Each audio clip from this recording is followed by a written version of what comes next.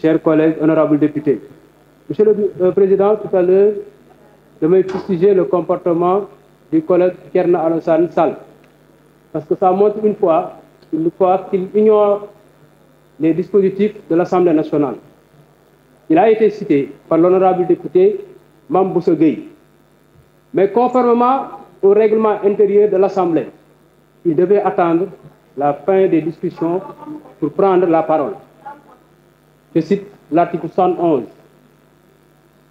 À titre de droit de réponse, mais seulement en fin de séance et pour 5 minutes, la parole peut être donnée à tout député qui la demande pour un fait personnel à propos duquel il a été nommé cité.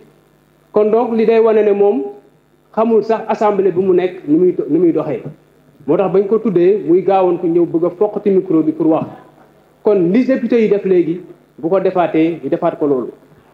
Kon donc may wax ne monsieur le président, la mise en place d'une commission d'enquête parlementaire n'est pas une exception dans un pays démocratique comme le Sénégal.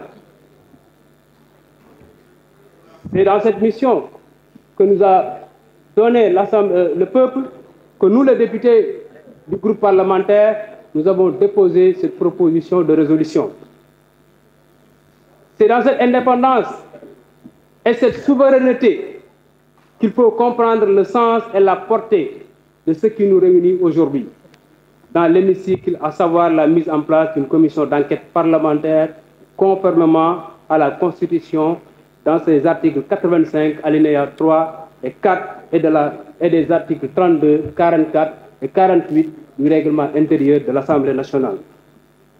Ce qui nous réunit aujourd'hui, quoi qu'il soit important, n'est pas un événement pour notre parti, la première force politique parlementaire et de son secrétaire général national, Maître Abdoulaye Wade, le père de la démocratie sénégalaise, sans qui la démocratie sénégalaise serait orpheline de père, le bâtisseur et l'homme de l'alternance, et de son candidat, Karim Meïssa Wade, le premier président de la République du Sénégal.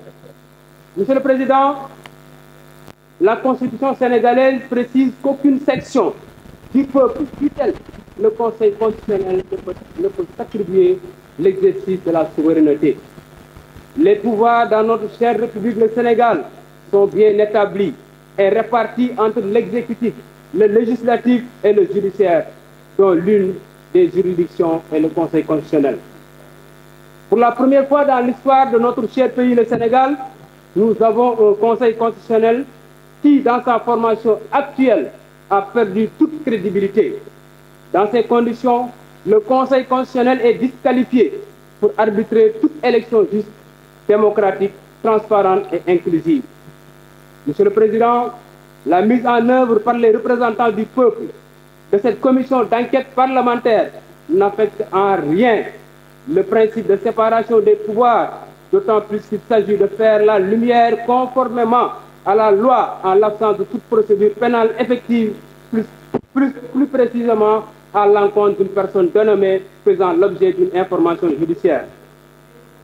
Monsieur le Président, aujourd'hui, les juges du Conseil constitutionnel qu'on soupçonne de corruption doivent répondre au peuple sénégalais.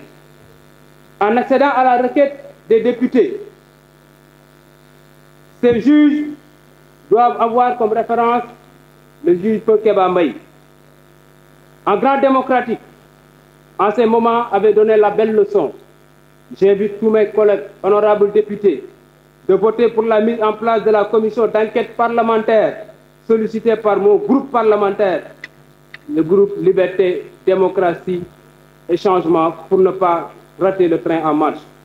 Donc à ce peuple sénégalais, pour terminer, qui nous a délégué ses pouvoirs, montrons-lui que nous les respectons mutuellement et réciproquement en répondant à leurs sollicitations. Chers collègues honorables députés, combien de fois les immunités parlementaires des députés ont été levées? Tirons les leçons de l'histoire. Je vous remercie.